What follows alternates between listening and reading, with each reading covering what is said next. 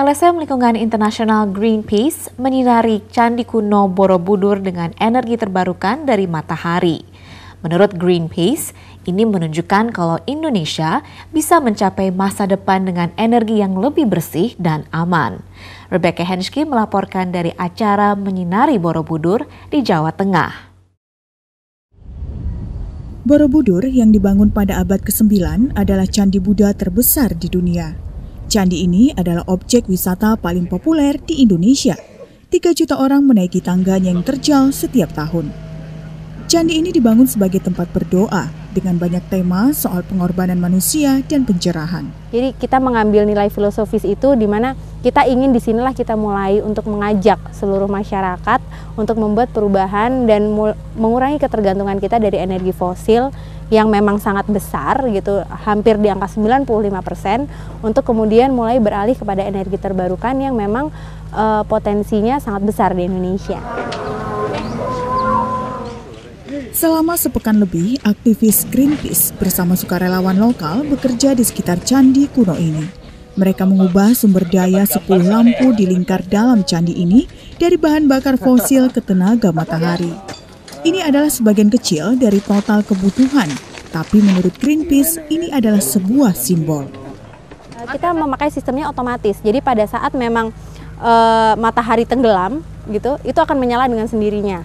Pada saat nanti matahari sudah mulai terbit, dia akan mati dengan sendirinya gitu. Jadi memang kita ingin membuktikan kepada masyarakat juga bahwa ini efektif dan cukup efisien sekali gitu, dan juga nilai ekonomisnya sangat kecil. Mungkin memang ada sebuah investasi awal, tetapi untuk kedepannya kita bahkan nyaris tidak membutuhkan biaya apapun.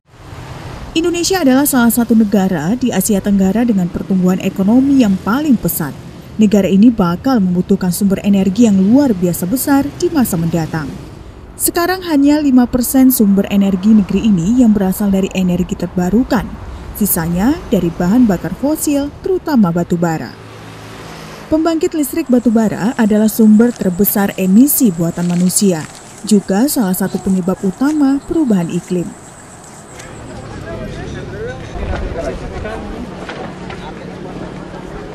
Sudah saatnya bagi pemerintah untuk segera mengembangkan secara maksimal, secara masif, sumber-sumber energi terbarukan yang ada di negeri ini untuk menghindari ancaman dari perubahan iklim, sekaligus untuk menghindari masyarakat kita dari dampak-dampak kesehatan dan lingkungan dari pembangkit-pembangkit listrik berbahan bakar fosil seperti batu bara.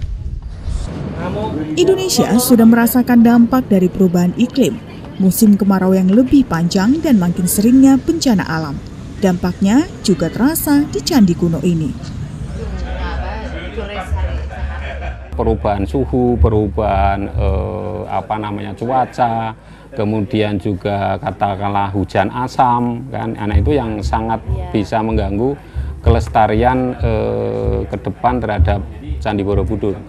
Dan faktor-faktor lingkungan yang lain itu sangat berpengaruh terhadap kelestarian Candi Borobudur karena kan tempatnya yang terbuka.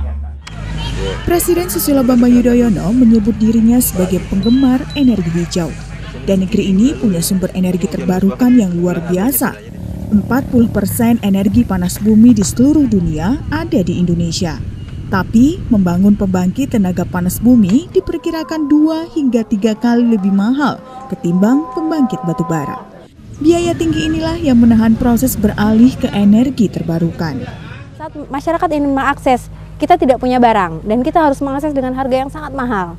Gitu. Jadi kita ingin pemerintah itu juga melakukan settlement kebijakan, gitu, sehingga investasi energi terbarukan di Indonesia itu juga tumbuh. Gitu. Pada saat memang Indonesia telah memproduksi sendiri, misalkan solar panel, small housing untuk turbin, untuk wind turbine. Itu kemudian masyarakatnya akan dengan mudah mengakses dan dengan harga yang jauh lebih murah.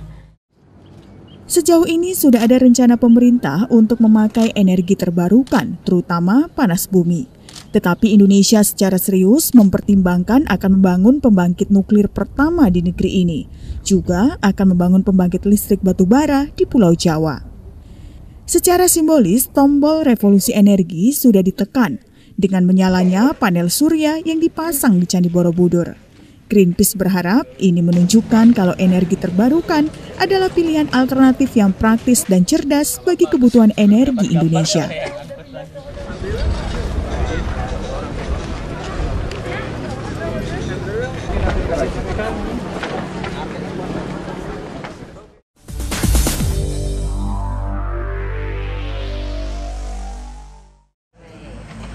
Surya Helmi adalah Direktur Pelestarian Cagar Budaya dan Permusiuman.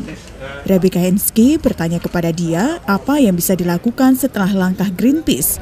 Apakah pemerintah Indonesia akan membuat Borobudur 100% bergantung pada energi terbarukan? Why not ya? Mungkin bisa, tapi tentu kita evaluasi dulu.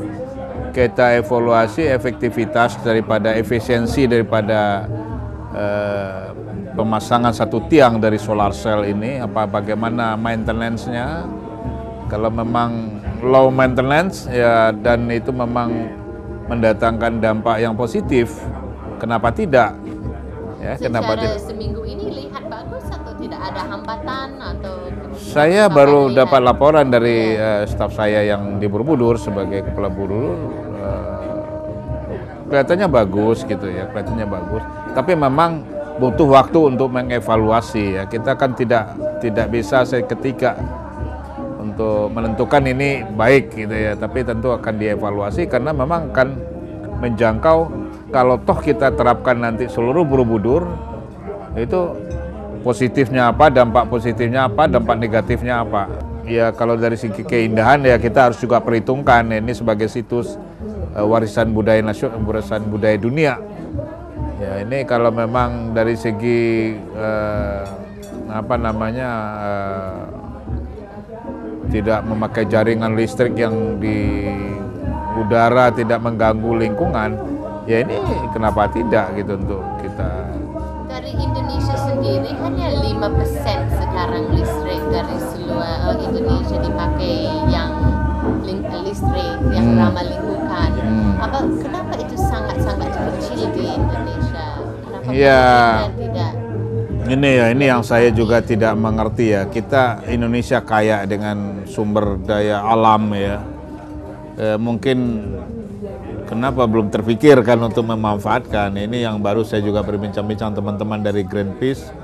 Kenapa di jalan tol misalnya kita pasang ini Jakarta? Kalau di luar negeri saya lihat sudah memanfaatkan sumber daya alam ini ya. Mungkin ada pertimbangan tertentu ya. Tentu dari lembaga yang mengurus ya. Kenapa dia belum memanfaatkan sumber daya alam. Kalau saya bagian dari pemerintah kan yang mengurus masalah cagar budaya ya. Masalah cagar budaya, situs purbakala, kebudayaan. Jelas akan betul-betul memanfaatkan yang hal-hal yang ramah lingkungan itu jelas ya. Karena kita selalu beradaptasi dengan alam. Seperti candi kan, Candi Borobudur itu kan kita juga harus memikirkan kerusakan-kerusakan dari proses alam.